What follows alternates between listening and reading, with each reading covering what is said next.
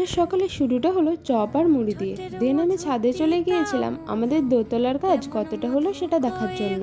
তোমরা কি জানো আমি আজকে চেন্নাইয়ে যাব, তাই আমার মা এত কিছু রান্না করেছে। মাছের মাথা দিয়ে লাউ, মাছের ঝোল, শিম, শাক ভাজা, ডাল আর ভাত তো থাকবেই। আমার কিন্তু লাউ ভীষণ পছন্দের। দেন আমি একটু মাকে রাত্রের খাবারটা বানানোর জন্য হেল্প করছিলাম, যদিও বিশেষ কিছু করতে হয়নি। আর আজকে লাঞ্চে কী কী ছিল সেটা তো তোমরা দেখেই ফেলেছো। দেন একটু ঘুমিয়ে নিয়েছিলাম, ঘুম থেকে উঠে খেয়ে নিয়েছিলাম লুচি আর চা। তারপর রেডি হয়ে আমার পুকি ভাইকে আর বাড়ির সবাইকেও বাই বাই করে চলে গিয়েছিলাম বাঁকুড়া স্টেশনে। বাঁকুড়া স্টেশন থেকে আমরা রূপসী বাংলা ধরবো, আর হাওড়া থেকে ধরবো চেন্নাই যাওয়ার জন্য চেন্নাই মেল। বাঁকুড়া স্টেশনে আমি প্রায় অনেক দিন পর এলাম, তাই এই সব কিছুই কিন্তু আমার কাছে নতুন।